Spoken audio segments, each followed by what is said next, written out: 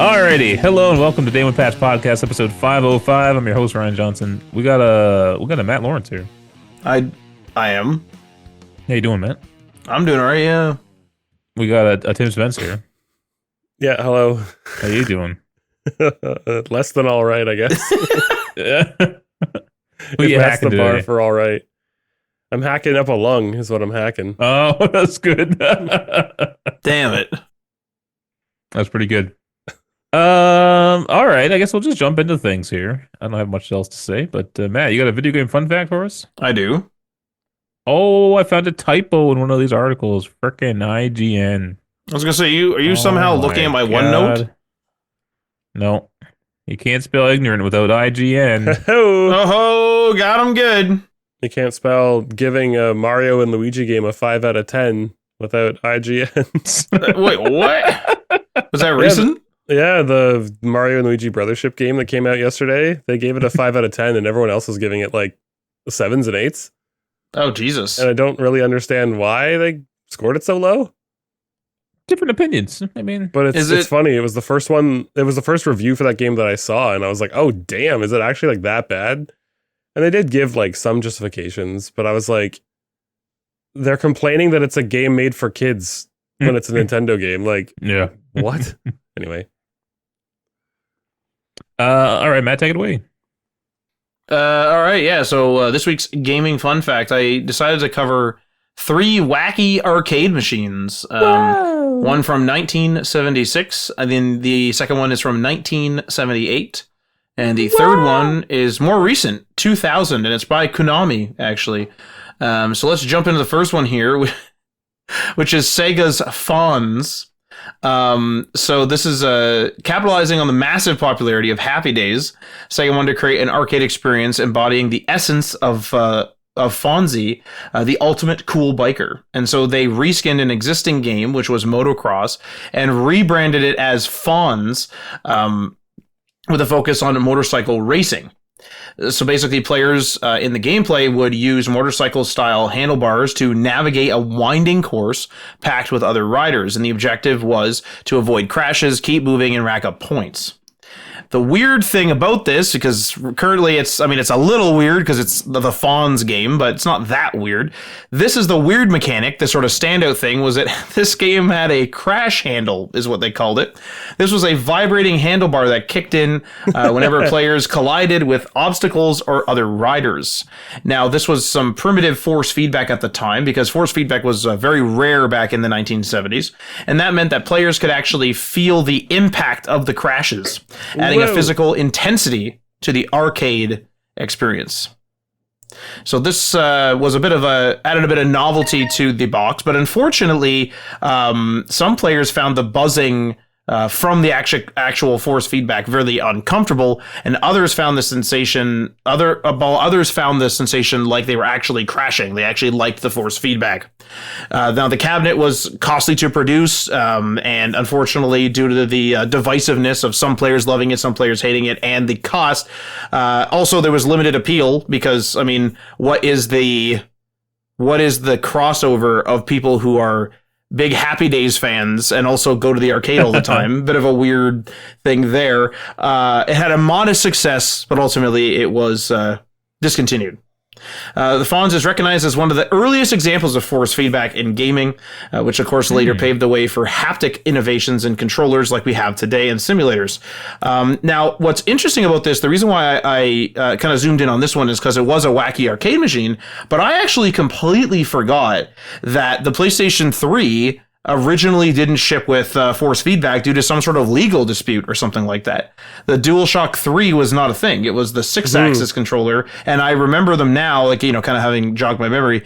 They were like super light.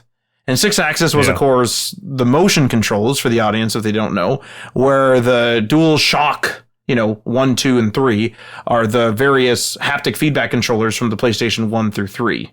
So kind of weird. So that's why I kind of zoomed in on this. And I have a TV ad, or not a TV, excuse me, poster, or maybe it's a magazine ad, a paper ad for this Fonz game. And the title reads, TV's hottest name, your hottest game. Absolutely ridiculous. And it says here, scoring with Fonz, I'm reading a quote, scoring with Fonz is beautifully simple. 10 points per second at the slowest speed, 10 points every half second at top speed, and at crack up, a crack up costs 3 seconds of no score. If the total score goes above 1,000 kilometers, the extended play lamp goes on, and so does the player. Ooh.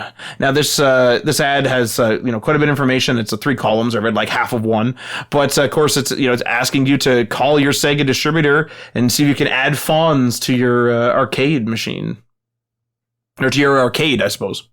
The next thing here is one by Atari. So this was 1978, and it's Atari's Fire Truck. So basically, it's one of the first, if not the first, cooperative arcade game. I found sources that said it was the first, but as we know, most of this stuff is controversial, so who knows. But basically, 2 players had to work together to control parts of a fire truck as it raced through the city. The screen view was top-down, showing the fire truck as it turned around corners, dodging cars and obstacles.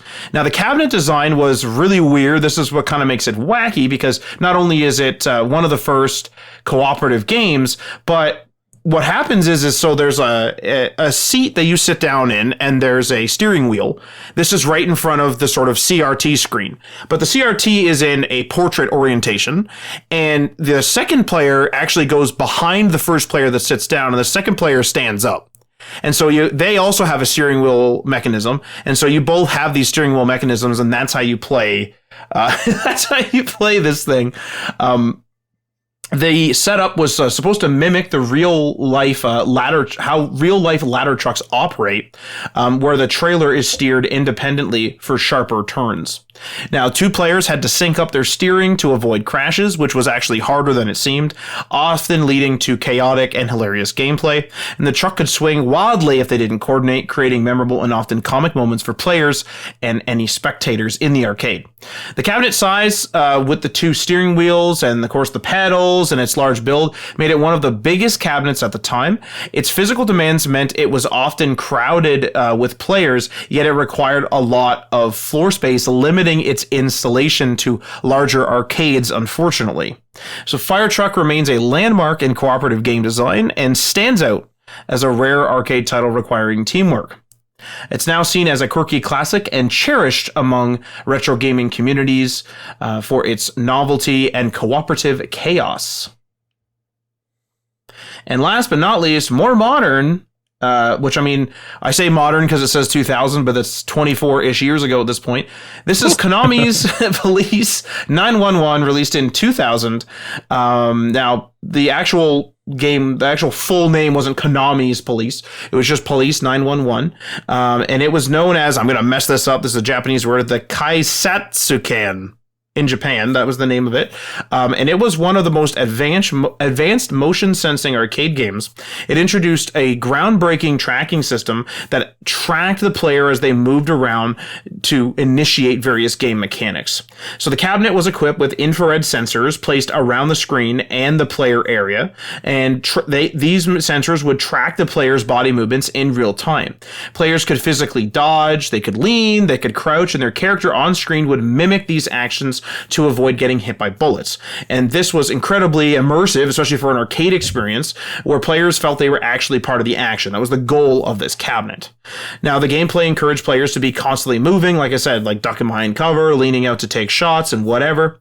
And long play sessions often felt like workouts, so it wasn't uncommon for players to feel physically spent after actually playing Police 911. The thing is with things like this, where they're so revolutionary, is that this cabinet was very complicated and very expensive, and it also had high upkeep due to the sensitive motion sensors and tracking tech. You got to remember that this technology is pretty cutting edge, and this is a public cabinet, so people are not going to be easy on it, and it's going to get use all the time. And because it had, so I'm just looking at a picture here, it had like I said, motion sensors around the screen, but it also had like sort of a square. So kind of think of it almost like a picture frame. That goes all the way around the cabinet and then over the play area a bit, because the player gets a gun, of course, that's chained to the machine, and then that sort of frame that's over top has a whole bunch of sensors in it all over the place. So unfortunately, these sensors, due to their use and due to their sensitivity, required constant calibration. And then, of course, the big frame design as well as the cabinet took up a lot of space, so that only select arcades could not only fit this thing, but could actually afford this thing to actually have it in there. Unfortunately, this was not a widespread hit, but it was highly influential, and it showcased what the next frontier in gaming could be. Because you have to remember that in 2000, it would have preceded things like the Kinect and the Wii by several years. And also, I don't know if it ever released. I didn't do too much research in it, but I did see an ad for actually Police 911 2. So there was a sequel either released or maybe it was going to be released. Like, again, I didn't research on that machine. 9112. 9112 Electric Damn it. Boogaloo or whatever.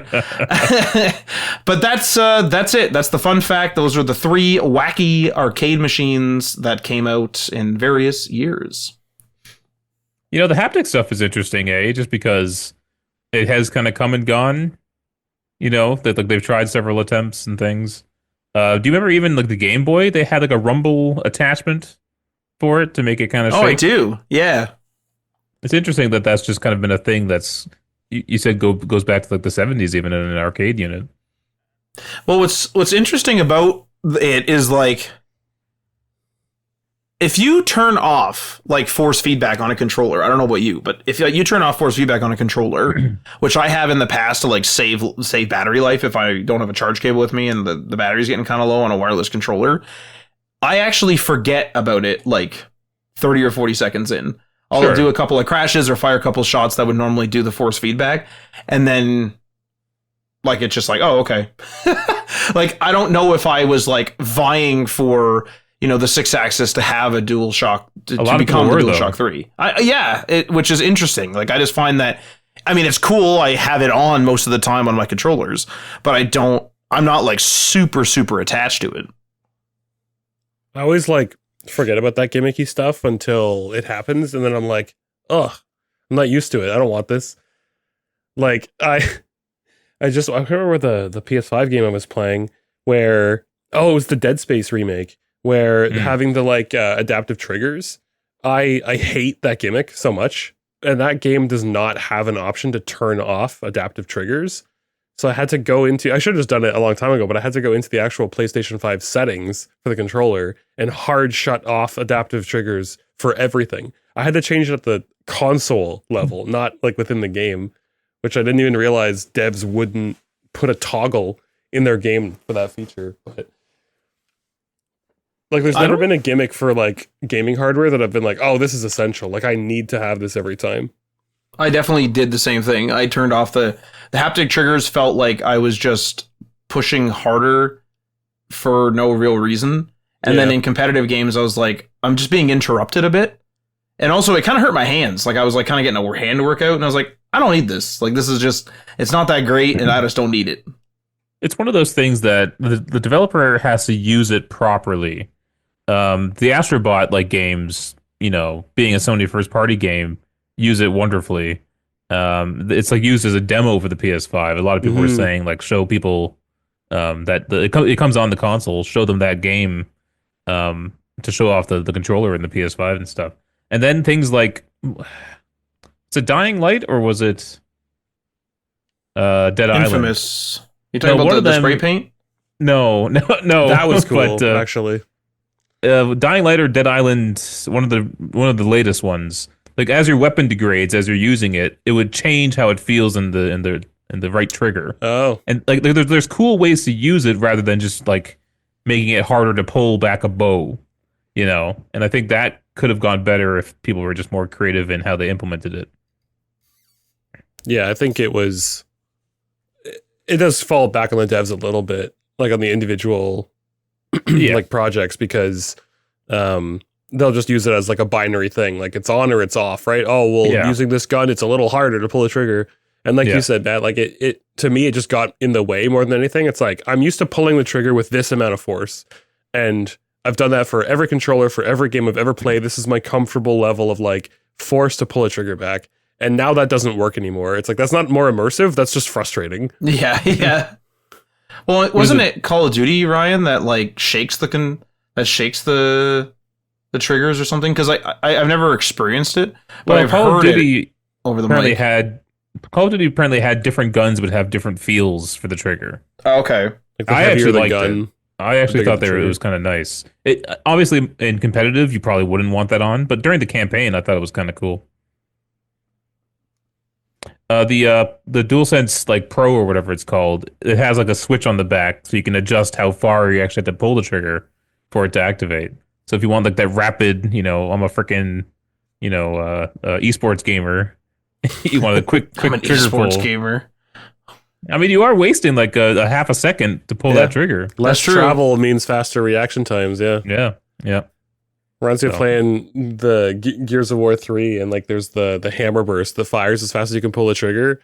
And I found like a fairly reliable way to like hammer that trigger quickly so that I wouldn't like let it go all the way out every time. I would just like flutter that line of where the actual trigger like registers the hit. So I could fire it really fast. And the number of times that I got messages from people being like, oh, fucking piece of shit needs to mod his controller to like, use the gun, he's cheating the game. And every time I'd be like, I take that as a huge compliment because you think that I'm so good that I'm cheating. So thanks. What were those controllers when we used to play 360? There was a controller that had like paddles, and it was more. I don't know how many features it had. I don't know if it had adjustable triggers, but I think it did.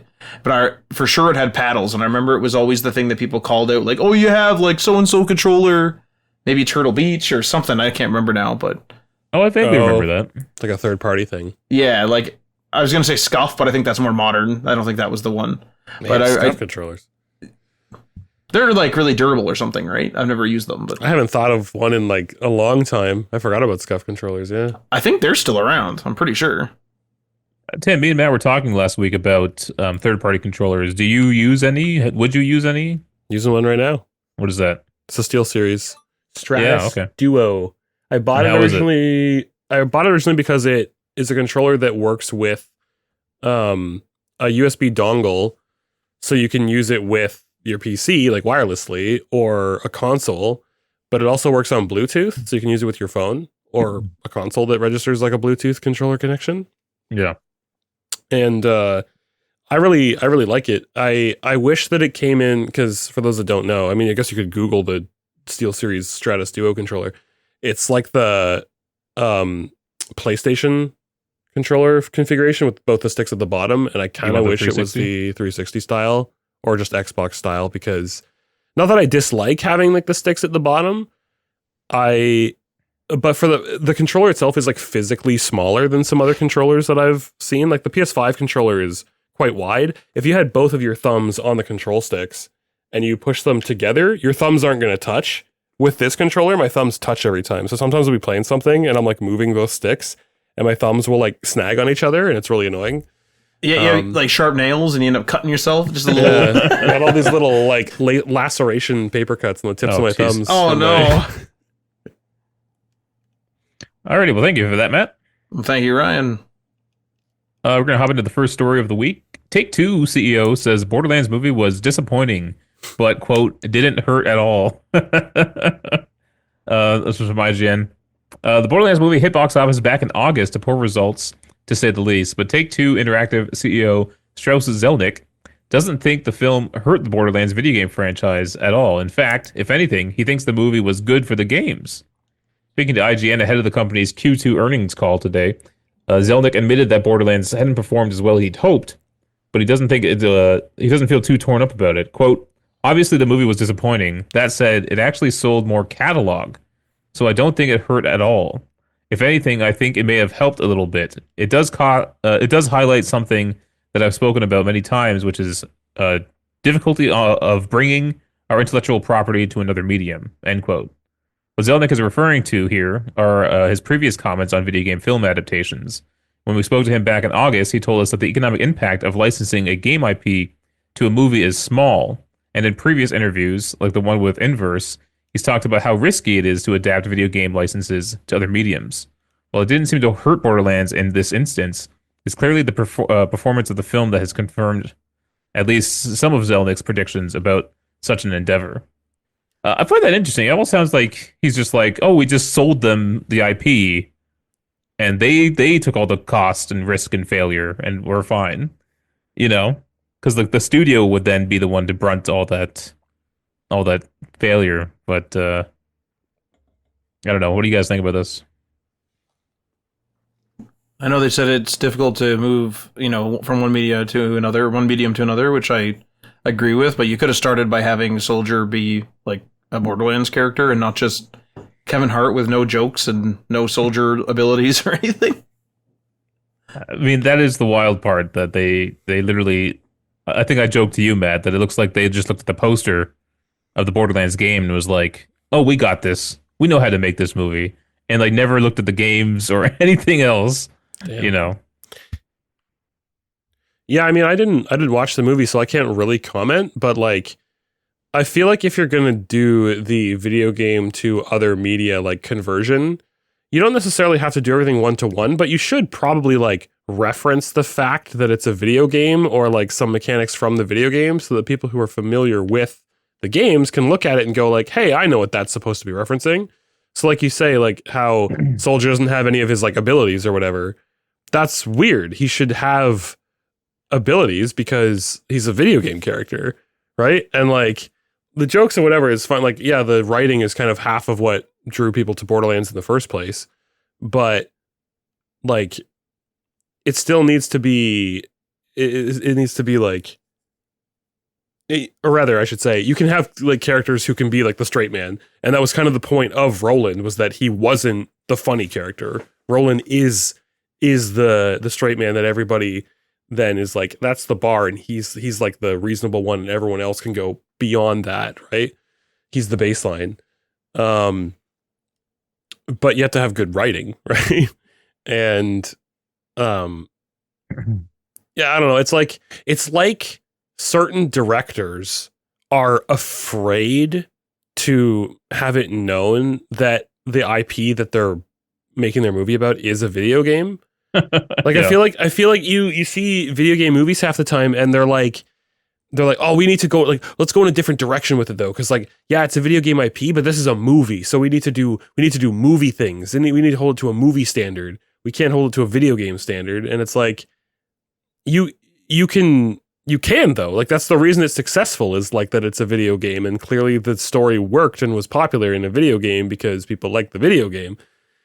And I don't know, it's just it's odd to me that they just don't have like enough confidence in the IP, I guess, that it can translate. And like, you have to know that the vast majority of people who are going to go see these video game movies are probably at least somewhat fans of the game, so they're going there expecting video game stuff. It boggles my mind. I think you're right. I think they overanalyze, trying to broaden it to a larger audience. Yeah. And they should just try to stay true to it and sell it on its merits, rather than kind of taking all the surface level stuff and then making that the movie. They kind of like try to rebrand it as like its own thing, and it's like, it doesn't have to be different. It can work for a video game and a movie. We were talking last night, Ryan, where like they have too many rules. Like Tim kind of mentioned where, oh, we need to make this a movie. We can't be too, I guess, loyal to the game. We can't make this too obvious that it's a game. Like, we need to adapt this game to be a movie. And like, maybe some of that's true, but we've seen successful video game adaptations where, I mean, in the Fallout case, it's very, very close to the game, where they're using the Pip-Boy like we do in the game. There's, random encounters like there are in the game. The music kind of comes and goes. Like, there's that scene in Fallout where she finds the whatever the one abandoned building is, but it's like vault text, like plan like D or something like that, where it's just like, take this poison, and and so she like finds this dead family, and it's like, oh my god, and then she just keeps walking, and the music picks up, and it's like, that's very reminiscent of Fallout in the games, where you walk in and you see something horrific, and you're like, Jesus, this is pretty rugged. and it's like, well, like the Beach Boys is on the radio, and you kind of just go hop on to the next house. You know, it's just off to the next vault. Yeah, off to the next vault. Damn, that off was to the next fucked house. up. Anyway, Yeah, and so like that game adaptation really like stayed true to the games, but then we've also had adaptations that, you know, have been more serious and then have also been praised for being more serious and being more movie like. And so I feel as though like maybe directors or, you know, whomever it is are choosing one of these rules when it's just sort of like, just make something good that adapts this thing. Like whether or not you go more movie-esque or whether you go more video game-esque, I think you maybe just need to choose a direction. And if one isn't working, you don't need to use your like that rule of like, no, I said I was going to make an adaptation this way and I'm making it this way. If it doesn't fit, it doesn't fit. I think my problem with the Borderlands movie is, I mean, I always go back to like the stim packs in the Fallout show that just kind of work like the game. You just pop one in and you're kind of up and running again. And it's like in the Borderlands universe, there is like this gun culture, you know, that's like to the max, and they have all these zany weapons with all these different effects, and you know they like one will talk to you or whatever. You can throw one and it explodes, and or one shoots off grenades everywhere, and it's like that is in the world of the Borderlands universe, and they didn't do that in the movie, and it's such an odd thing to like shy away from what exists in that universe. When you're trying to make it like into a different format, you think you have to not dumb it down, I guess, but they should have make dumbed it more it up. realistic for no real reason. Right, they made it more realistic, and they shouldn't have. They should have leaned into it. The whole point of Borderlands is going like 110%, like you say, right? Like it's supposed to be egregious. It's supposed to be ridiculous. It's all about the guns and the wackiness, and like it doesn't have to make sense because it makes sense within the logic of the universe. Right. And like if you're not going to have that logic translate to the movie, then like almost what's the point of it? Yeah. It's like you're not doing an adaptation, you're doing like a different like a rebrand, like a retelling in a different genre almost. Yeah. And it would have been hilarious if like Roland died and then respawned at one of those respawn units and had to pay a bunch of money. Yeah. You know, that would have been funny because that's in the game. That would have been exactly the game. That's what I mean is when I say like these, sometimes it feels like they're afraid to embrace the IP or like embrace the logic or embrace just the video gaminess of it. Like people who watch the movie and they're not familiar with the game, character dies in like a horrific death, and then it just like it's supposed to be all very heavy and tragic and sad, and then it just smash cuts to like those pods where they just respawn instantly and they're like whoa, and they're just like oh great, because it's normal for them, but then the audience is like what the fuck, like okay, I guess that's a thing that can happen. And then on the flip side, the people that have played the games, they see that and they go, hell yeah, that's a reference that I get. It's like it's only a win-win situation. I don't understand why you would take the most iconic parts of what like that IP is and scrap them in favor of making it bland and vanilla, like very bland. Yeah. All right, that's it. You should check it out, Tim, if you see it on a streaming service that you already subscribe to. Yeah, just that's one the boring kicker, isn't Sunday. it? One you already have anyway. Don't buy a streaming service for it. Yeah, one lazy Sunday where you got nothing else to do, just toss it on to check it out for fun. Don't go in expecting a good movie. Just expect a movie. Yeah, exactly. All right, we were talking about different controllers. Sony just took out a patent for a PlayStation controller with a dedicated rewind button. This is also from IGN. Sony seems to be experimenting with the idea of a PlayStation controller that has a dedicated rewind button, according to a recently published patent. The patent spotted by Tech for Gamers is for gameplay rewind technology that would activate when the user pressed, quote, a universal button on a controller during live gameplay, end quote. The button would activate a mode where the user sees a series of image frames of live gameplay that they can then scroll through. Selecting one will allow the player to review their gameplay from that point. Per the patent images, the button could be located where the share button is on the controller, where it is now. Another image shows an on-screen interface buttons similar to those on a TV remote, with images indicating play, pause, next, previous, fast forward, and rewind. There's also a return button. The patent description suggests that this feature would be useful in a number of ways, such as reminding a player of important quest information they might have missed, or how to reach a location they've been to before that they cannot recall how to access. It also details that a player might bookmark certain sections of a gameplay they may want to revisit later, with the rewind button allowing them to quickly revisit these saved moments. That's not what I instantly thought of when I heard rewind. I thought it was more like you make a mistake and you can then just instantly revert back. Yeah, but how do you feel about this kind of like? It's almost like Time Machine on Mac OS, where you can see different save points on your computer, and if you deleted a file, you can find one when it wasn't deleted back at 10 a.m. or something. But yeah, what do you guys think of this feature? Matt? Don't point at me. I literally just pointed at Tim. I gotta call you out. I mean, I'm in the same boat as you, Ryan. I thought it was going to be like a rewind, almost like a Forza.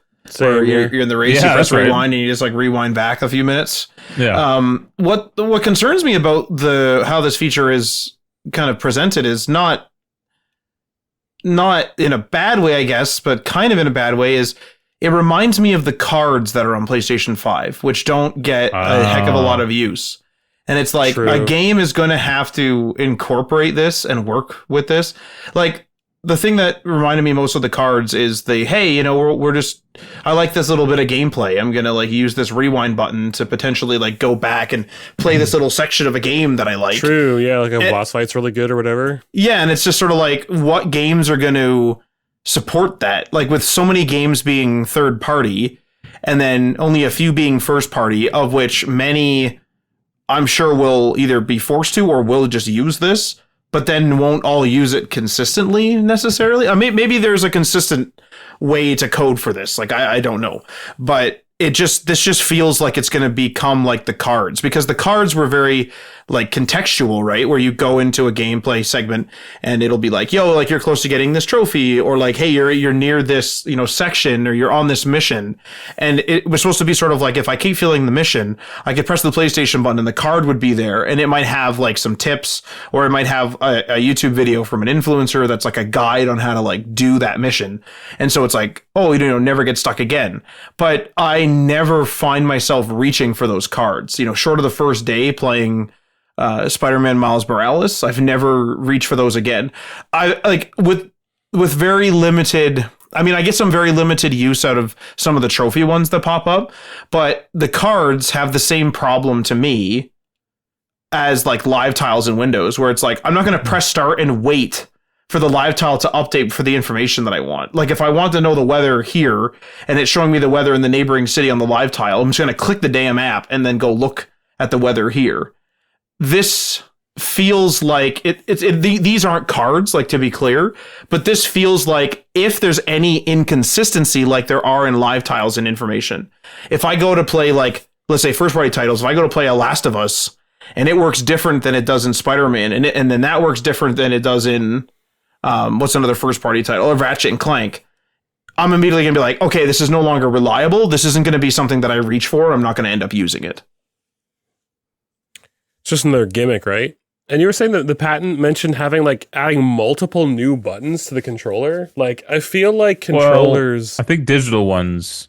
Oh, okay. You think you might press it and then digital ones appear for play, pause, next. Blah, blah, blah. Okay, yeah, that's fair. Because I was like, I feel like we've reached a point where the controller is like pretty solved. Like, we don't need to keep adding new buttons to a controller layout, because it's going to reach a point where it's like we're overcomplicating this. Like, we don't need to remake the wheel, right? Yeah. What is the Windows feature that was really, really controversial? That's an AI feature, and it was like a timeline. Does anyone Windows Recall, maybe? Recall, yep.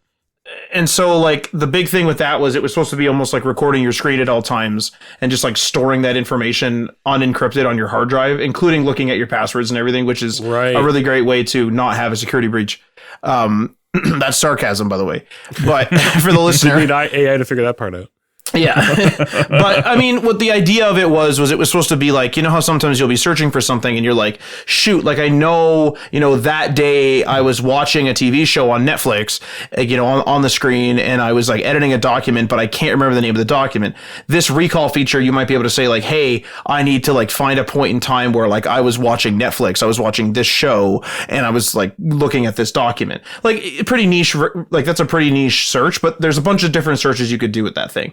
That's kind of what this feels like it might even be, because it even says here, like you read this, like the patent description suggests it might be useful in a number of ways, such as reminding a player of important question information they may have missed, or, and this is the really recall part, or how to reach a location that they've been to before and cannot recall the access. So is it something where it's like, and this is just how I'm envisioning this, where it's like, okay, there's a cave in Assassin's Creed, and I go in there and there's like multiple pathways, right? Is it watching for me and I go left and I go like ripping through the whole place? Is rewind going to remind me and be like, hey, by the way, there was a path to the right because there's like a chest down there? Like, can I initiate rewind in such a way where it's like, then I'm like, oh, where? And then it will like show me a recording of my screen and like have an overlay and be like, turn right instead of going left this time.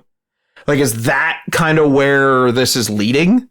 Is this an AI feature? I would hope not.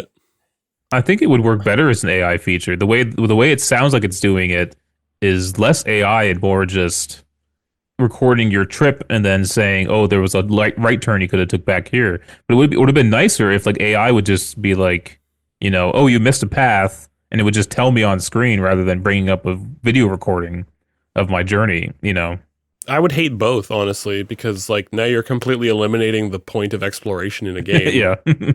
It's like, don't like if somebody is like, it feels like it's a feature for nobody. Like if you're a completionist in a game, you're gonna go back and you're gonna find that other path. And if you're not, then you have this like little pop-up reminder being like, hey, there was another path you could have taken. And that person who didn't take it goes, yeah, I know, I don't care, I'm going on to the next area. There's also the idea, too, that, like, how is it going to know every single path of every single game? So if there is a niche amount of people that rely on this thing, how reliable is the actual feature going to be? Like, if you go through a cave and you're like, okay, that was it, but you are trying to be a completionist, but you're a person that likes to use a guide, let's say, right? So this is acting as your guide now rather than using a YouTube video. So you rip through a cave and you turn left, you didn't turn right, and turning right gives you like another treasure chest. And you're trying to open up the treasure chest. You get through it and you're like, damn, like this region still has one treasure chest. Where is it? I've already been through this cave, and rewind didn't tell me where it was. So like, I guess that cave isn't it. Like how reliable is this feature? Like, again, like how are devs going to interface with this thing? This is pretty weird. Like this is pretty bizarre. It would be more interesting if you could press this button and it would know what quest you're on, and it would almost like search YouTube for you. You know what I mean? I think that would be more helpful than whatever this thing's trying to do. Which is what the cards do. The cards that requires work, though. Right. That requires the developer to put in the work to do that. It's additional development time. I don't know of anyone that's actually doing it other than like the early Demon Souls and stuff like that, which were first party. I don't know who else was doing that stuff, Yeah, Spider-Man Miles Morales is the only time I ever used it. That's why it has to be AI. It has to be able to read the game, read the mission you're on, and then just do a search for you or whatever. It has to make what the you decision. do, Matt, where you put a YouTube guide into ChatGPT or whatever, and it will give you text of what the video says, rather than you having to watch a 5-minute video while a guy talks to you. Yeah. I mean, honestly, like, slight side thing, like one of the best features of Copilot. Yo, watch this YouTube video and give me a list of the weapons I need and where they're at. For like a build, right? Yeah, for like a build. Then I just have it, and I just change the bullets to check boxes, and then I just go around and find the weapons and check them off. Yeah, that's pretty good. I feel as though, like, I mean, this is a patent. I can't see it coming out. I don't see this thing coming out. I don't know about you guys. The cards came out. But the cards are just like content boxes. You know what I mean? Like they're just live tiles of windows even, right? Like there's many examples of what cards are in that. Whereas this, like we're kind of comparing it to Recall. We had like a bit of a comparison, although incorrectly, obviously, to something like what you would expect, which is like the Forza Rewind.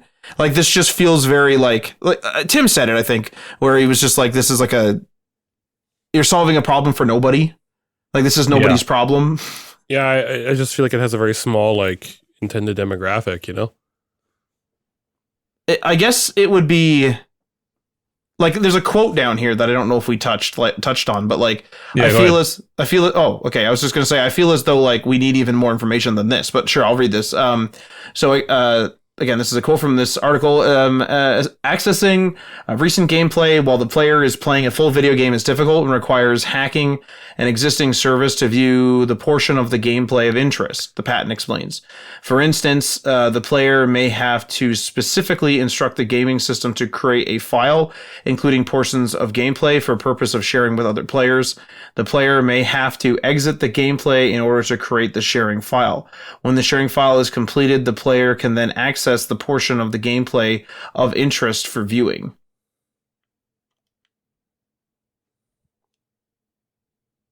So they recognize there's issues that they gotta figure out, right?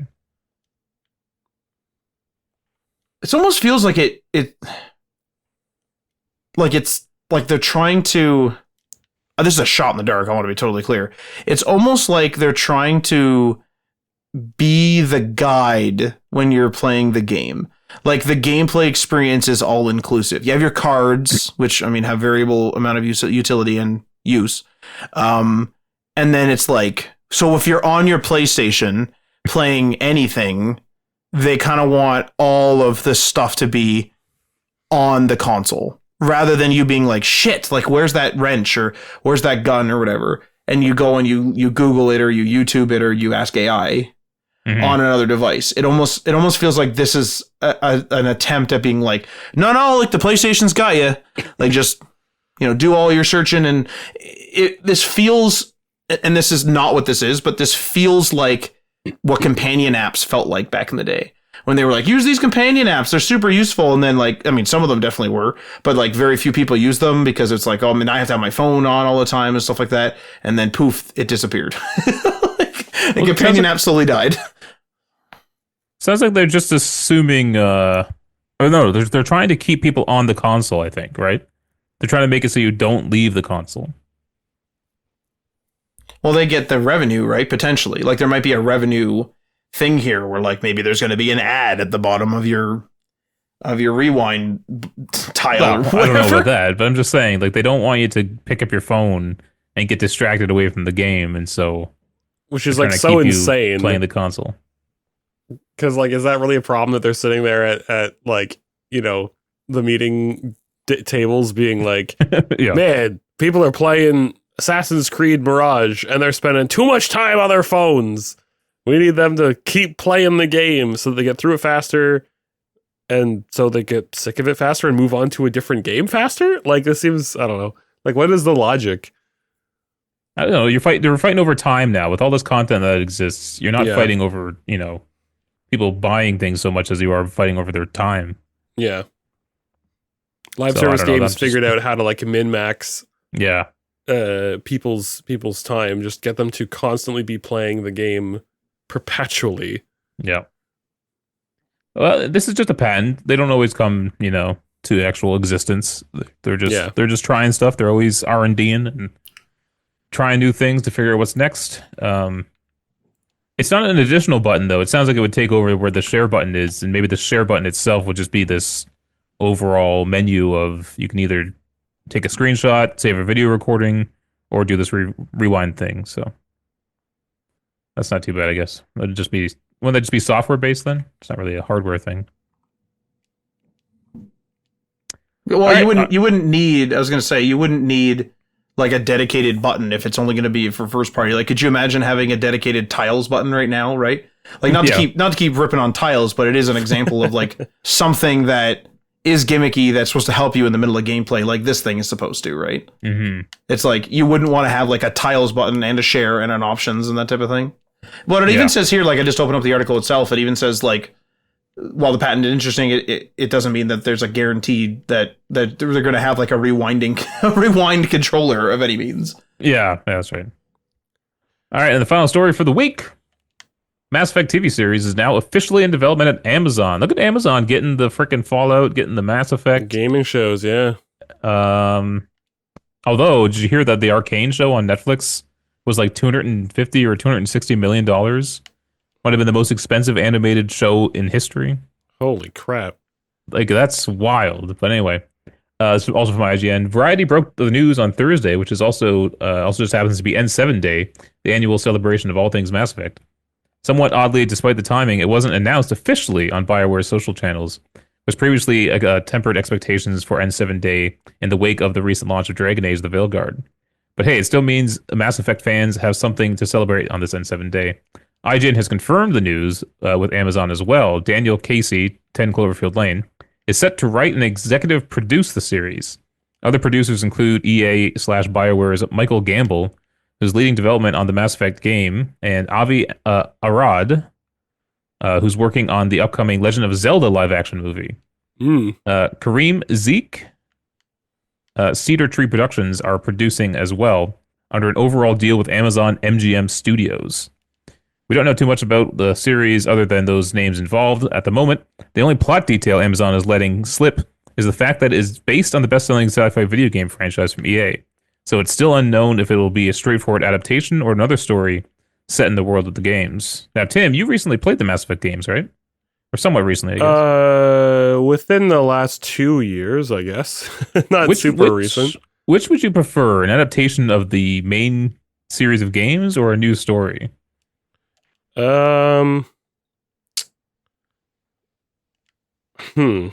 Probably.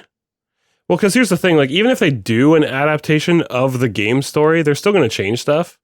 Yeah, I think that's actually probably my favorite style of adaptation, where it's like similar enough to the like original story, but different enough that people who are familiar with the original thing are like, "Oh, okay, that can still like take me by surprise," kind of thing.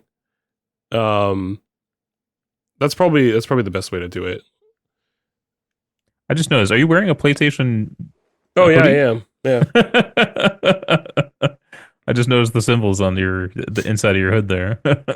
Sony official. Wow, look at you. Yeah, like, man, it was long enough ago now that I actually can't really remember much of the story of Mass Effect. I was more so like, because I'm not a big sci-fi guy, but I did want to give the games a chance because they've been touted as like very good RPGs for a very long time. It's the classic BioWare era, right? Yeah. And I think more so enamored with like the story, the interactive storytelling and the characters in like classic BioWare fashion than I was so much the like sci-fi universe. And I think that sort of thing would be very hard to translate because BioWare RPGs are so known for like how immersive they are and like how much your choices affect not only the story but like the characters that you interact with along the way. Mm-hmm. And so to do an original story inherently is going to like miss that because it's going to be taking out the angle where the consumer is the one determining how things go. Like obviously that'll be the same for any video game adaptation to like a show or a movie, but more so with like a BioWare product because like I say, it's so integral to the experience. It would feel very odd to like, I don't know. I mean, I guess it's not to say there's no audience for somebody who would like want to, is such a big fan of BioWare stuff that they would like say like watch somebody else play a Mass Effect game or a Dragon Age or whatever. Watch someone else make the decisions, right? But I feel like in order to really nail that like immersive storytelling experience, that is going to have to be a consideration in the writer's room. Like, how do we tell a story that feels compelling while also feeling almost like personal to the viewer? Because they have to feel like, or at least if they were playing the game, they would feel like it was their doing. It was their choice. It's how they would have interacted with that companion if they were the main character kind of thing. Mm-hmm. Yeah. You know what? I think they probably could do both.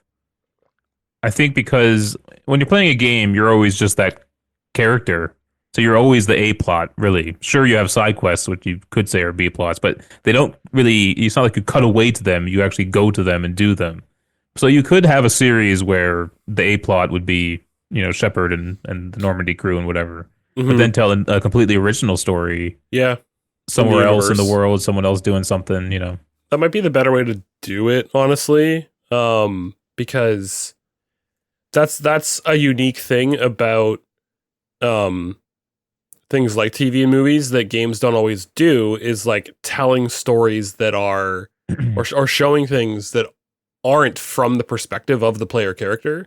Yeah. Like speaking of Amazon backed adaptations, like there's the Critical Role animated show Legend of Vox Machina that it's based on the events of the campaign that they played, but obviously like inherently all of the scenes that they played at the table always involved their characters.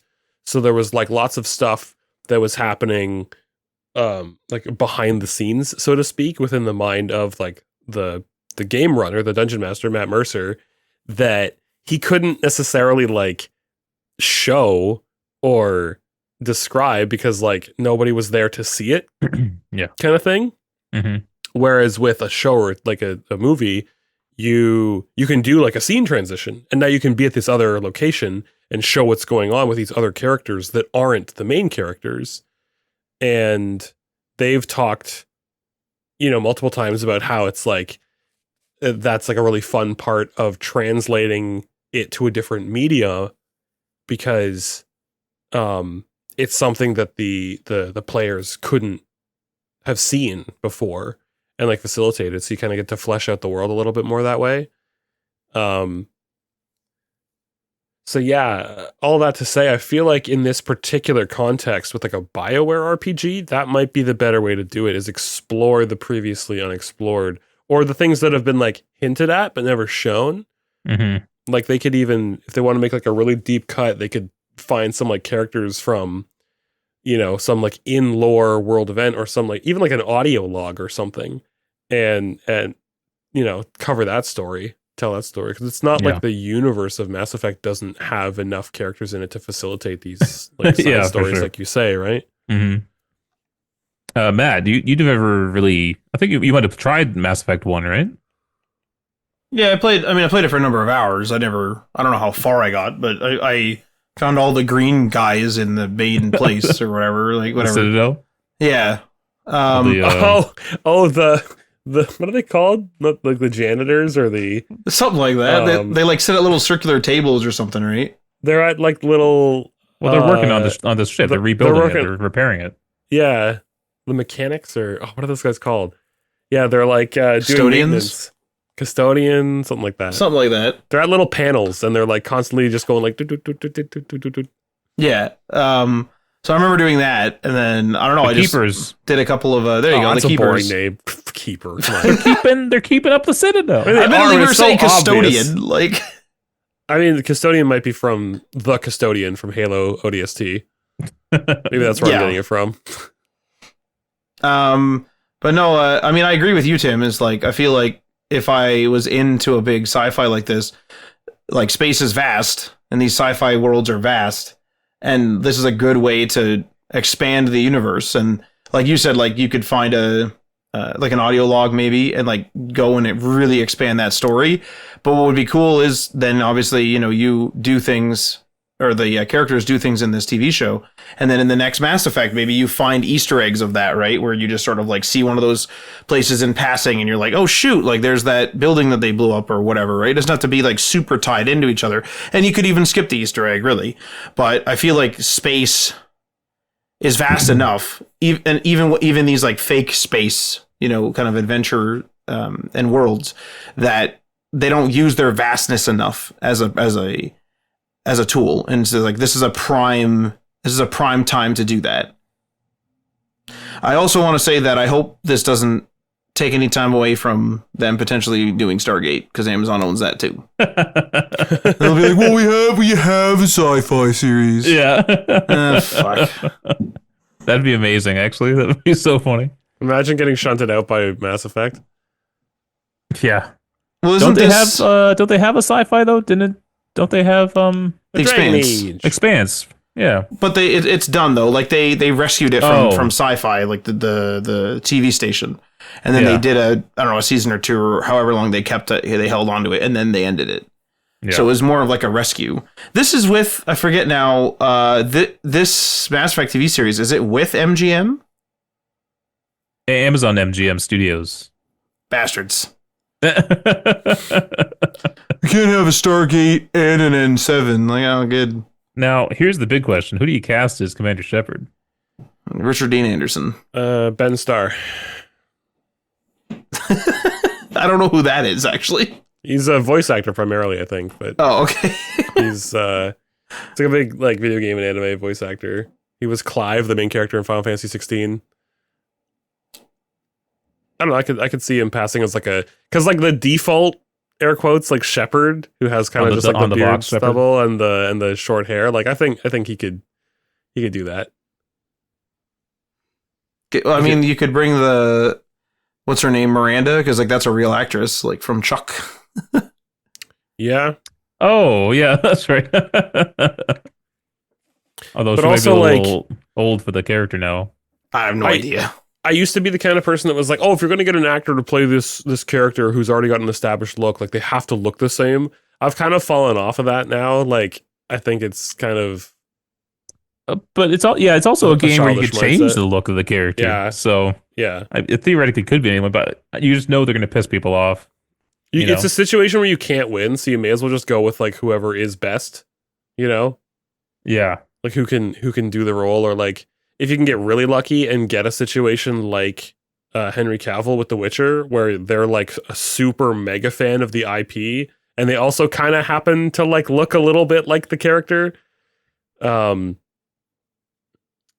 because like that's going to make for a better product if you've got somebody who really loves the stuff. Like if you get someone who's a mega Mass Effect fan to be Commander Shepard, like that's only going to help the end product, because they're going to be like, oh yeah, this is like good, or this isn't, or that wouldn't really make sense in universe, or like the fans are going to catch that if we try that. And yeah, I just quickly looked up like a list just to get a kind of short list of actors. This one's from Game Rant. Aaron Taylor Johnson, which I actually don't think is a bad choice. Who's that? Well, this is not very Commander Shepard, but he's kick-ass. Oh, Jesus. I mean, I haven't seen him since Kick-Ass, so I haven't really seen him wouldn't since know. Kick-Ass, yeah. But he's also in Bullet Train, Matt. We saw him in Bullet Train. Oh, holy crap. Is it the British guy. The two hitmen? Yeah. Yeah, okay. Yeah. What the heck was he in? Oh, was he in Tenet, I think? Oh, he might be the military commander in Tenet. Yeah. He was in Godzilla. He was Quicksilver in Oh, man, X-Men? Kick-Ass is kicking ass. No, not X-Men. Avengers, the second Avengers movie. The hell's that one called? Age of Ultron? Yeah, Age of Ultron.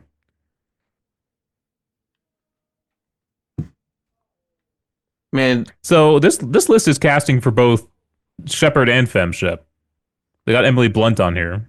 Sorry, this is a fan one, right? Like this is like This is just like, Game Rant saying these actors would make good Shepards. Okay, because I was gonna say like if they're casting for both, is this like what's that Netflix series where it's like Choose Your Own Adventure? Cripe. It was like a big thing a couple Halloweens ago or something like that. Horror one, yeah. Yeah, I was like, man, is it going to be one of those? Like, are they messing with that? Because since BioWare is... They kind of tell two like different stories simultaneously, and like one's FemShep and one's Mass yeah. They're probably in for a sticky situation here. The obvious choice would be to go with a male Shepard, because that's the main character in the games. But FemShep has a big fan base. Mm-hmm. A lot of people think she gave a better performance too, just in terms of the dialogue. Renegade FemShep was so fun. Like that's what I did, because I played the Mass Effect trilogy, like the anniversary edition or whatever, the collection. And because I never played any of Mass Effect, so I played Renegade FemShep through all 3 games, and holy crap, what a such an entertaining performance. But you just know they're going to piss people off if they cast a femshep. Do you know what I mean? People are just going to get angry at that.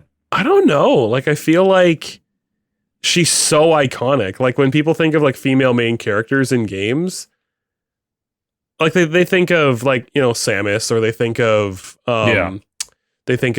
like Lara Croft and stuff like that. But at the same time, even though it's a player choice to do like Mask or Femshep, I feel like a lot of people consider female Commander Shepard to be like an iconic female character in video games. Yeah. Well, you guys were saying like you wanted it to be elsewhere. Like, does it have to be Shepard though? No. Not to interrupt, but like, you know what I mean? Does it have to be Shep or Femshep? Yeah, not necessarily. Because that's what's interesting about Fallout. The Fallout show is they told a new story. They didn't have to like, oh, the audience needs to see the events of Fallout 1 or 2. They just made their own story. Mm-hmm. And so you theoretically could do that for Mass Effect. There's no rules saying you have to tell the story that's already been told. It's actually almost like never done. Like, like I can't think of the last time that I watched an adaptation of something where they tried to tell like the same story. Well, The Last of Us, the minor changes. One episode greatly changed, but mostly was the game. Yeah. To its detriment, maybe. I like the show, but it's like, as I saw it in the game, it's better in the game. Because that's exactly it, right? It's like, I already know the story. If you're going to tell it exactly the same, like... And the game's better, I think. I think you spend more time with the characters, too, and so... That's the... I mean, we don't have to get into it, but like that's the problem with an adaptation versus a video game that you play for probably like 30 hours, is that you don't have 30 hours of show to have that slow burn, that development of characters, that learning their quirks, their ins and outs, and their intricacies. Like you have to try to like shuffle that process along, and then it's going to fall by the wayside. Like you want to have this big like emotional connection and impact between like Joel and Ellie at the end of the show, and it's like it doesn't hit because they didn't have as much time to convey that. Yeah. This is a good pick, I think. Sebastian Stan. He's the Winter Soldier, Matt. Oh, Bucky? Bucky, yeah. Yeah. I'm kind of thinking of him with like long hair, but I guess he would just like shave his head like the cover. Or you know who else though? He's not on this list, but Kurt Russell's son. I think he'd do a good job too. I don't know if you've seen him in anything, Matt. I don't think I have. Okay. My problem is I have no like reference for what kind of character Mask Shep is, because I didn't play through the game as him, so I only have the reference of the performance of FemShep. This is a pretty good one too if you're going FemShep. Evan Rachel Wood. You guys don't know any of these people, do you?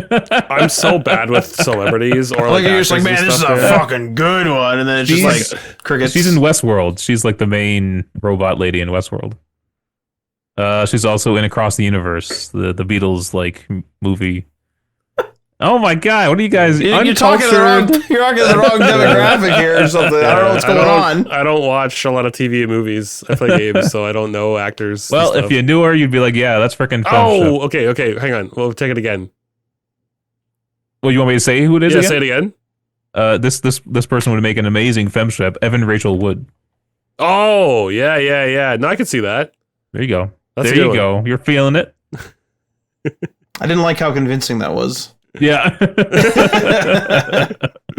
I'm a good liar. What can I say?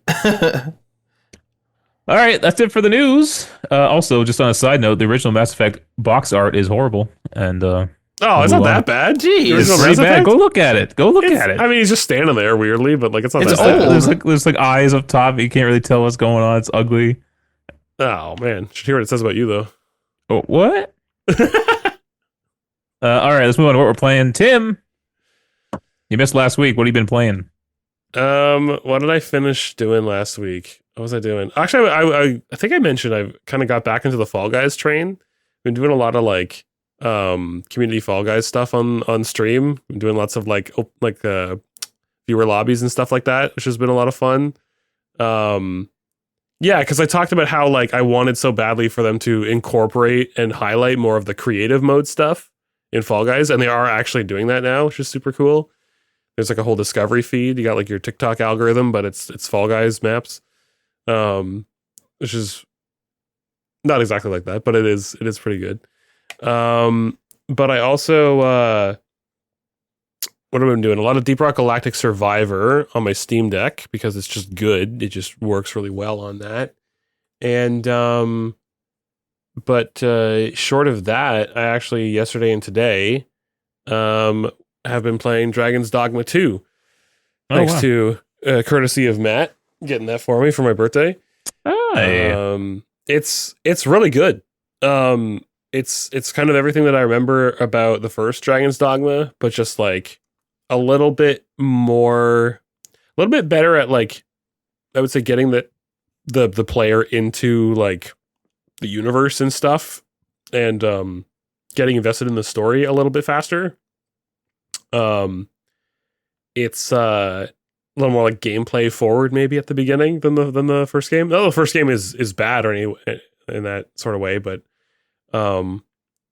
it's I like the way that they are like handling the vocation system, or the like class, the way the classes work in that game, and the mechanics just feel tighter. They just feel like they're just polished a little bit better.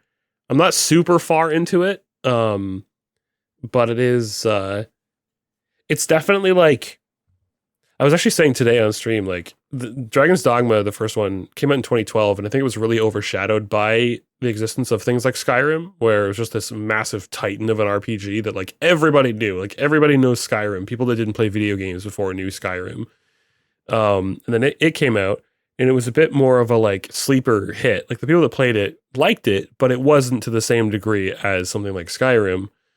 But there were just so many things that game did that was really cool for like the RPG space. And I was saying, I bet if Skyrim didn't exist, if it didn't come out when it came out, and I think Dragon's Dogma would have gone down in history as an RPG that did a lot for the genre, like pushing the genre forward, because there were really cool ideas like the sort of Shadow of the Colossus, like jumping and climbing on giant monsters and then like climbing up to their head and like stabbing them in the eye or whatever, or like cutting off different parts, like a la like a Monster Hunter, like you fight like some sort of what's it called, like a chimera, and then it has like a snake or a scorpion tail or whatever on like a lion body, and you can cut the tail off and stuff so it can't use its poison in the fight anymore. And like it was all very like intuitive and stuff, and it was really there were just so many cool ideas that it was doing, and like the mixing and matching of classes that other RPGs at the time weren't doing. And I think that it kind of doesn't get the respect it deserves because it was overshadowed by other games. But to kind of take some of those mechanics and continue to develop them and polish them a little bit more and re-release them and stuff, it's like cool to see that game still had enough like support from a player base, but also from the devs, that they were like, we want to make another one. Like maybe it wasn't the most like the biggest, most breakout hit, but it was cool, and like conceptually it's interesting. I think like the lore of the world is really fascinating. But it's definitely got some like old school RPG vibes as well, where it's like you can't just hoard a bunch of items. You have to like manage your carry weight and shit, and it's pretty unforgiving in terms of like, if you are a smaller character that has like a lower strength stat, you can kind of carry the armor that you're wearing, and that's about it. Like you can't really carry too many items.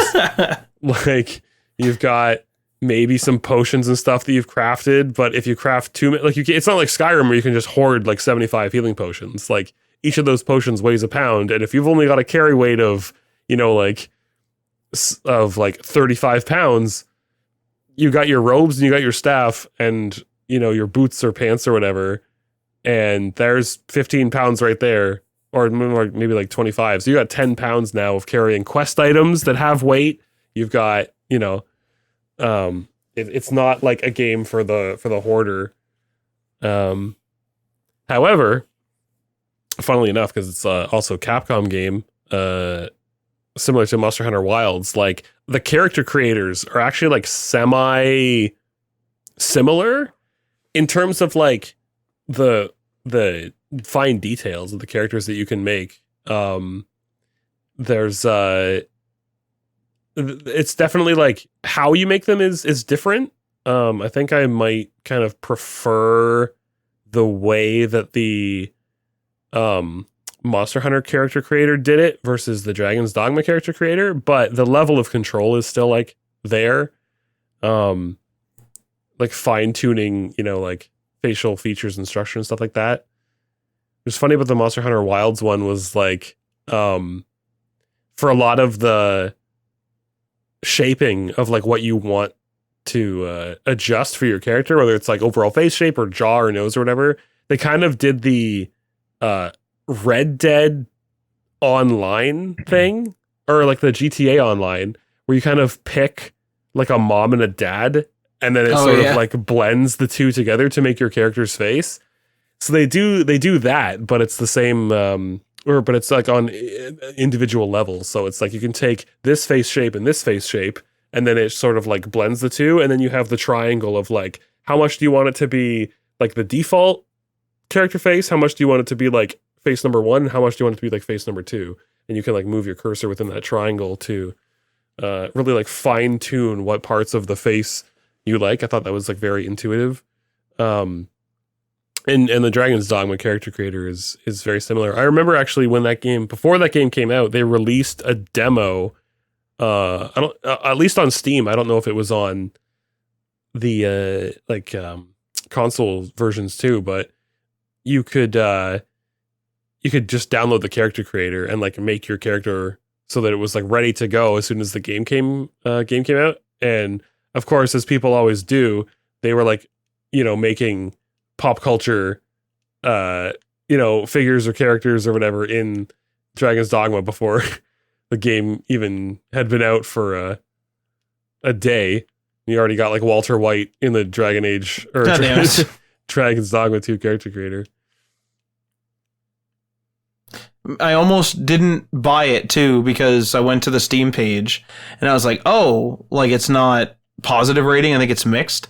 But then I remembered like right before leaving that you and I had that conversation of like people were kind of complaining about the microtransactions, but they're like incidental microtransactions where they don't really matter. Like it's like just for like materials and that. And I was like, oh, okay. Like that's why it's mixed. And I ended up buying it. So I'm glad I did. It's definitely one of those situations where like the producers were like, this game needs to make more money than just it needs microtransactions. It needs monetization other than just buying the game. And the game was not designed around that philosophy of like, getting a head start or doing this or that. Just, having the microtransactions as like a thoughtful part of the game design process. It was clearly slapped on at the last second. Right. Because, like you say, it was just they added, you could buy through microtransactions like currencies or items or collectibles that you can get really easily and plentifully within the first couple of hours of gameplay. So it's like there's no reason to spend $6 real to get a bunch of these herbs because you can just run around this field for 20 minutes and get the same amount. Right. So that's why all the reviews for it were negative or mixed or worse, is because it wasn't that the game was bad. It's that people were saying these microtransactions are stupid. And I feel like that has probably done a disservice to that game. Like it's not bad by any means. It's really quite good. It's just that people were salty about the microtransactions. And it's like, it's not the game's fault. It's not the devs' fault. So don't punish the game or the devs. But anyway, like I didn't really see people complaining in like Assassin's Creed Origins that I could buy because I'm pretty sure you could buy just like materials in that game too, and there are materials fucking everywhere. It's like I don't even know why I would want to buy this. Yeah. Matt, what about you? Was that all for you, Tim? Sorry. Yeah, that was That's what I was doing yesterday and today, and hopefully more in the future too. Nice. Matt, what have you been playing? Me, I've been playing Black Ops 6 a whole bunch. Geez, yeah. I've actually already prestiged, and I'm halfway almost of the way to the next prestige. Oh my lord. Yeah, I'm kind of going for a rip in that game. Well, it's the first COD I've ever came out of the gate swinging, and I'm like well positive on my kill death ratio. I'm at like a 1.12 or like a 1.13 or something like that, which I know some people wouldn't think is impressive, but when you come from the land of negatives all the time, pretty damn good. So I've been kind of ripping that quite a bit. You come from the world of playing competitive shooters online for like 15 years, and Black Ops 6 is like so constant and overwhelming. That's pretty good. Oh man, I embrace the Omni movement too. Like, I really like it. I hope they keep it up in the next titles. Like, I'm diving around, fucking sliding, jumping backwards, jumping side, like running back and forth, left and right, sprinting backwards and shit. Like, it's fucking awesome. Something happened to me where, like, I know that a lot of people that I used to play like COD with, who like haven't played COD in a while, have told me like, man, I don't know how you're playing that crap. Like, you know, people are jumping around and flying around like crazy. But like something, I guess, I don't know if it's just a matter of practice or what, but I remember just like we started playing Fortnite like years and years ago, and then we started taking it like a little more serious. So we got to the point where, you know, we're getting wins fairly consistently. We're doing well in many matches and stuff. And we're by no means, you know, kind of streamer or professional level, but we do pretty good. And then I started playing Apex, and we started doing good in Apex and started getting some wins consistently, started doing decent. Like, I'm still the weakest link on the team. Cause like literally shit's happening in that game, and I don't know where the fuck people are half the time sometimes. Like, it'll just be like, there's two on us. I'm like, I don't know how you know that, because I don't hear them. I don't see them, you know. Although some headset changes have fixed that largely. But, but no, it's been, so like, I guess it's just like the amount of competitive shooters I've played, because I also played Modern Warfare 2 and dumped like 100 hours in, like more than 100 hours, I think, in total, but about 100 hours into just getting good. I was like, fuck this, I want to be positive in this game. So it was just a goal I reached. And I learned, and I've seen in clips of just, you know, I would take clips in games, in shooters and stuff. And I've watched some old clips of games, Call of Duty, Fortnite, Apex. My positioning and everything is way different than I am now. Like, I've just like in that 100 hours, I would say largely. And then obviously all the other experience I just discussed, I've just gotten way better. And so like that has lended itself to like this now, where I'm like actually pretty decent, which is fucking awesome. So I've gotten good at shooters in my later years, I guess, which is ridiculous. So I'm omni moving with not the best of them, but with the good of them. The competent of them. The competent of them, yeah. So it's pretty damn fun. But no, Black Ops 6 is really, really fun. Season 1 hasn't started yet. But I told Ryan, like, just as sort of a passive goal, I'm not going to rush or anything. I might try to get 10th prestige in this game. Like the last Call of Duty I played, like I said, MW2, my goal was to hit positive overall, and I did that. I think this one I'm going to try to hit 10th. I've never hit 10th before, and I'm already halfway to Prestige 2. So, like, I mean, it's not going to be overly, like, terrible, even if it takes me a year or longer, and we'll see how it goes. Like, I might get bored. It might end up taking too long, and I might just stop. I'm not going to force myself, but we'll see how that goes. But other than that, other than the Call of Duty, we did... No, I was going to say we finished the Fortnite season, but we actually already did that. So I feel like... Wait, no, yeah, no one else did. Only I did this time, which is a little whack. I played... Man, fuck that game. I played Dynasty Warriors 9, which is the first open world game that they did. Fuck that game. I mean, it's pretty bad. I'm just gonna say it. There was a mechanic where it's like, yo, you gotta like go into this fortress. So, okay, the main problem with this game is that it's a Dynasty Warriors game. There's a lot of talking in Dynasty Warriors and Samurai Warriors games, but it's usually like story stuff, like, I'm being pushed back, you need to go here, you know, shit like that. And then there's like lore being said, and like, whatever, that's fine. This game follows that same mantra of a lot of talking, but it's introducing mechanics at an unfucking precedented rate. It's like, okay, we're going to introduce you to this. Here's 8 tutorial pieces. Bing, bing, bing, bing, bing, bing, bing, bing, bing. Okay, good. Okay, now we're going to introduce you to whoosh, this. Bing, bing, bing, bing. And it's like, I'm not going to remember all this. Like, I'm not doing these things. You're just showing me in like a slideshow, or I'm clicking through them, so I'm not going to remember. So there's a stealth mechanic in this game where you can like stealth into people's castles, and like you can kill the guards, you can get in, but some of the guards aren't like guards that from what I can tell, I've only done this once. Some of the guards aren't guards that you could just kill in one hit with a bow. Some of the guards are like, they'll be like, oh, I'm the guard of, you know, this like lord, like I'm going to kill you. So you have to kill them.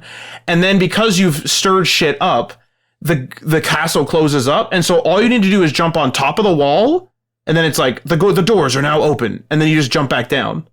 But here's what makes the game bad. There is a vision cone, like many games. There's a vision cone, and the vision cone of these characters is fucking massive. And objects do not interrupt the vision cone. You can be on the other side of a building completely, and they're like, "Hey, who's over there?" And then they just know you're there, and then they're like, "My lord, someone's stalking around the castle." It's like, oh, fuck me. Run over to the wall, grapple up. If the grapple mechanic works, because half the time it fucking doesn't. And man, I was laughing my ass off playing that game. That game sucks. It's funny to hear you say that, because one of my friends is a big Dynasty Warriors, Samurai Warriors fan, and he also hates that game. Oh, and it's rugged, man. Like, oh. What's interesting about it is it had like a really rough start. I remember people complaining about it, but a lot of it was complaints about PC performance. And then I thought it did well because it's a PlayStation hit. Like, it's like a greatest hit effectively. And I was like, oh shit, like maybe this game did well. No. It sold well. That's what a greatest hit means. Yeah. Thankfully, I didn't purchase this. I'm using my like trial period of the PlayStation Extra. And so I just was like, yeah, okay, fuck this. And so I was just kind of browsing that library, and I've always kind of wanted to try a NASCAR game, like one of the more recent like NASCAR heats. And I think it's been on Game Pass in the past. It may still be there, but I just saw it randomly, and I was like, fuck it, I'll download NASCAR Heat 5. And I'm having a blast. I'm freaking doing some dirt racing. Tony Stewart just kicked my ass. It's hilarious. The people are like, the radio guy's like, someone's on your inside, cars on both sides. Nope, you're clear to go. You're good here. You're there. Like all the radio shit.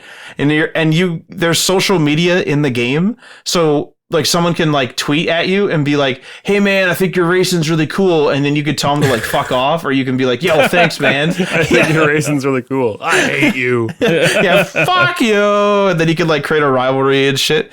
So I'm still dirt racing. I've only faced Tony Stewart once or twice, but he kicked my ass every time.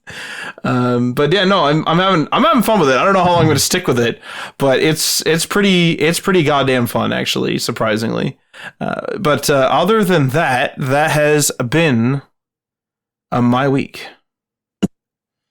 We haven't actually talked about it yet, but the PS5 Pro came out. I indeed pre-ordered one. I received it on the day. I set it up. It is smaller than I expected. Oh. It's smaller than the original base PS5, not the PS5 Slim, but the base PS5. And so it's a pretty compact little tiny unit, which is very impressive.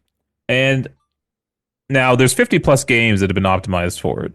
I have not tried anywhere near that number. But my initial thoughts are it's not worth it. Oh, really? Oh, no. Well, Ryan, you and I had that conversation where you were saying how it was expensive or whatever, and you were kind of questioning like how much the next gen was going to be. And I mentioned that when they went from PlayStation 5 launch unit, right, to the Slim, usually when they slim, they lower the price. They didn't. They raised the price.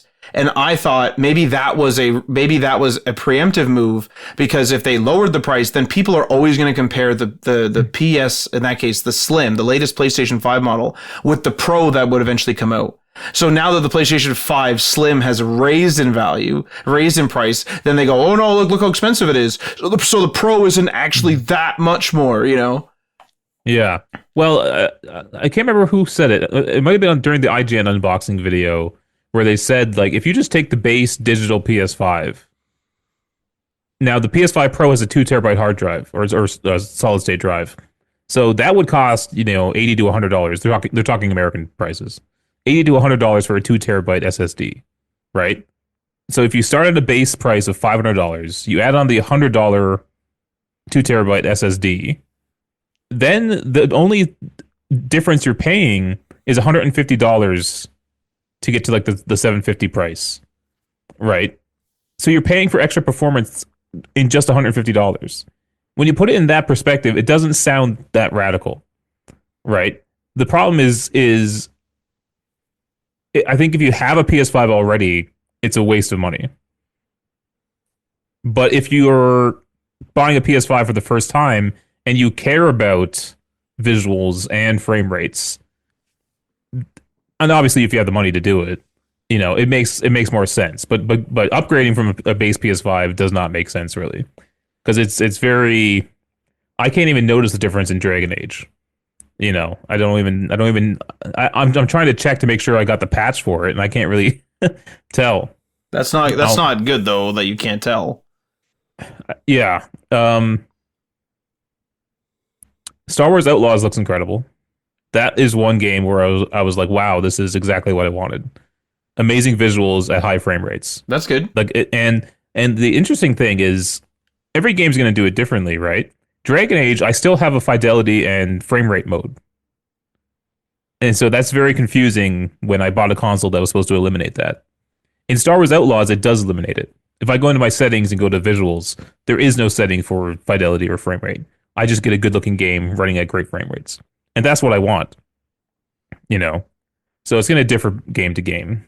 So you potentially may not actually have that patch installed or something. No, right? It's installed for sure. Like the Dragon Age 5. They announced that it was released and stuff. Yeah. Wait, is it Dragon Age 5? Veilguard. No. Veilguard, 4. sorry, yeah. I don't know why I said 5. It's technically the 4th. Okay. Fortnite got a patch, but it's very, it's more cartoony, so it's kind of hard to tell. And I think it always ran at 60, right? I couldn't tell you. There's no way it doesn't. There is 120 mode, so I'm gonna try that. Yeah. Yeah, Fortnite looks really good, Tim. Like if you ever just want to like boot up one of their custom games, Fortnite, especially on Unreal 5, looks too good. Like for Fortnite, it looks too good. Yeah, I don't knock the aesthetic of Fortnite at all. Well, the original one, like when it first came out, it looked pretty horrendous. But they've been constantly updating the visuals, and yeah, it's a good looking cartoony game. I feel like I've probably seen more recent footage of Fortnite than old footage. Yeah. I feel like most of the people that I know that play it now, they only play I've only played it in the last little bit since it's been on Unreal 5. I guess one of the big games that had issues on the base PS5 was Final Fantasy VII Rebirth, and so I downloaded that. I still haven't checked that out yet, so that'll be an interesting one. So my opinion might change. I've only tested like 2 games.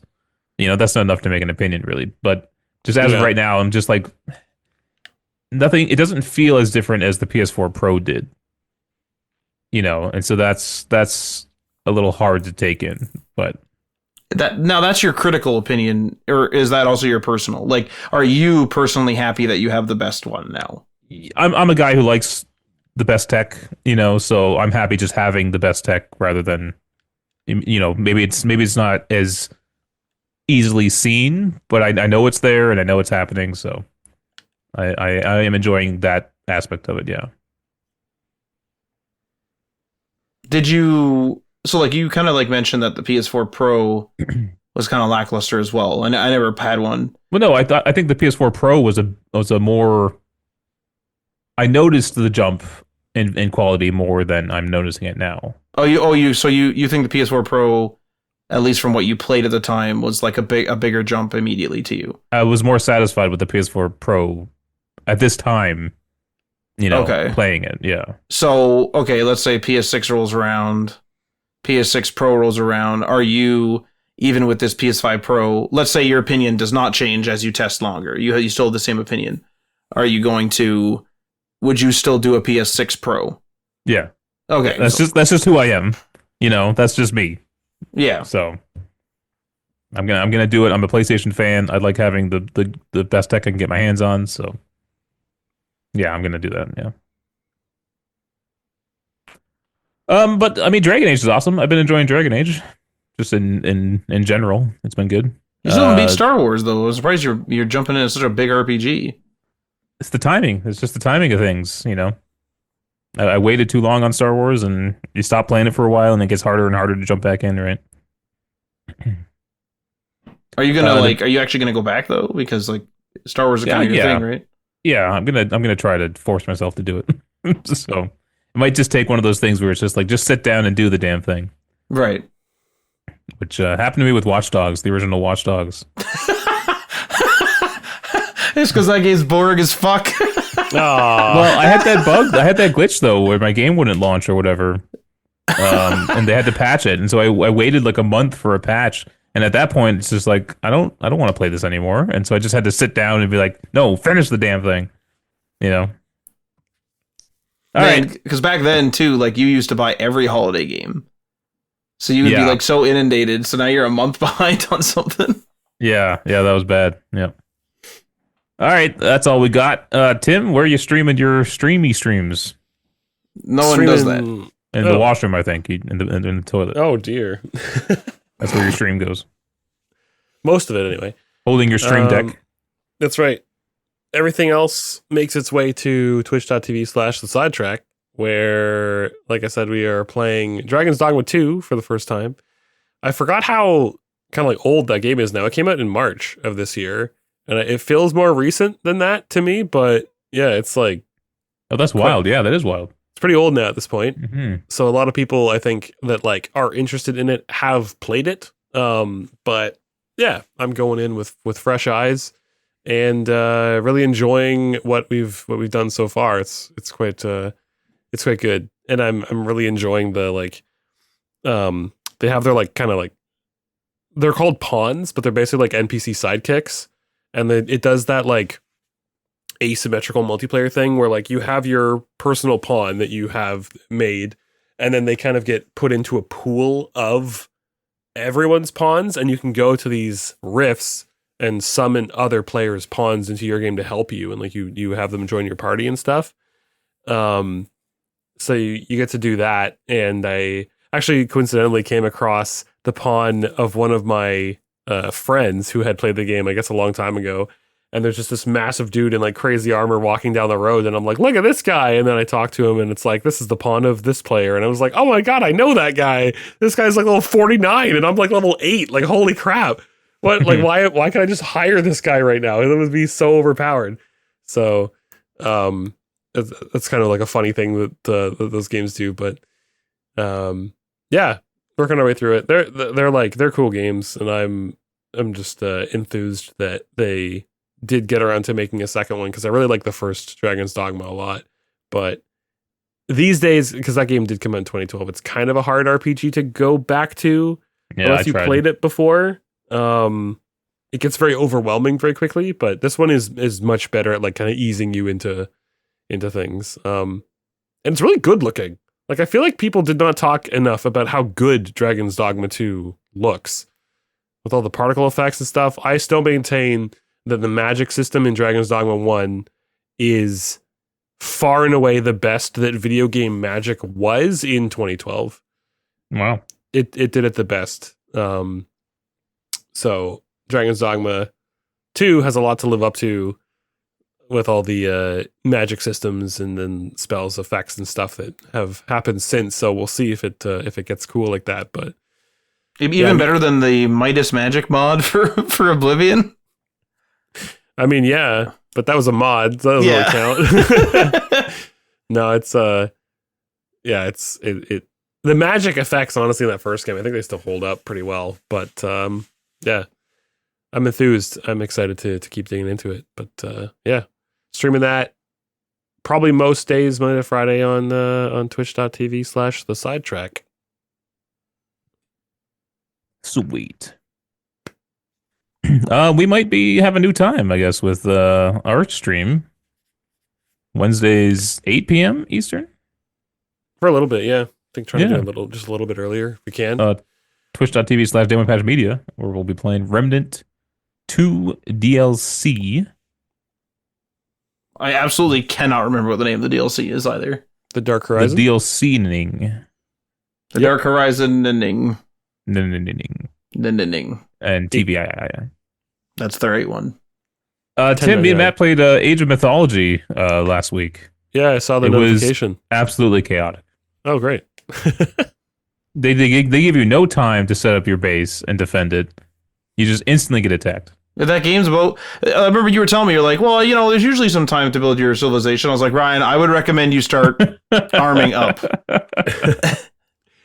It was so bad. They were killing us. It's like when I was like younger and trying to play Warcraft 2 and 3 and like having no like reference for RTSs at that point. I just knew I liked the like Warcraft world and characters and stuff. I didn't play RTSs, so anytime I tried to play the like campaigns of those games, like I don't know what I'm doing. Like I don't know what buildings I need to be building. I don't know what units I need. I'm getting overwhelmed by the NPCs constantly. I think there was only like a normal mode and a hard mode, and even the normal mode was too hard for me. We were on normal, yeah. It was ridiculous. Yeah. I suck at RTSs, man. I'm so bad. I was good at the Star Wars one back in the day, but nowadays that was too fast. Too fast. I need time to set up. We almost killed that guy to your right, and if we had killed him, it would have turned the tides. I could not make an army fast enough. And I could not make it big enough to survive any kind of onslaught. We had a classic thing, too. Like, we got into his base, and like, a telltale sign that the enemy's in trouble is when your guys are just kind of, like, free roaming the actual base, just burning everything to the ground. So we kind of got to that point, but, like, our guys were getting less and less and less because they had, like, these fortresses in the back. They were just, like, making a bunch of shit. So it was like, okay, like, we got to fall back. So we fall back, and I was like, okay, Ryan, what we're going to do is we're going to make a line, like a military line between him and you, but we'll make it close to his base, so we're gonna keep the heat on. And that motherfucker put the heat on, let me say that. And he fucking blasted through that line. Like, we held for like 15 minutes, and I was like, Ryan, I'm pulling back to my base. I'll get the fuck out of here. It was so bad. I want to try this tutorial on that game, though, just so I'm more familiar with what's going on. Because, like, I was just dropped in, and I have played RTSs before, but, being dropped into any game, it's not like you're gonna know what you're supposed to do and what units you need and how to upgrade and things. But I asked you too, and you're like, "No, I've played RTS before." Then we got in, you're like, "Matt, yeah, I'm gonna need some help." I was like, "Christ, like we just got started." Yeah, but it seems like it could be fun once you figure it out. So we'll drop you into Anno next. Well, thank you. All right, that's it. Thanks for listening, folks. We'll catch you guys next time. Yo, peace.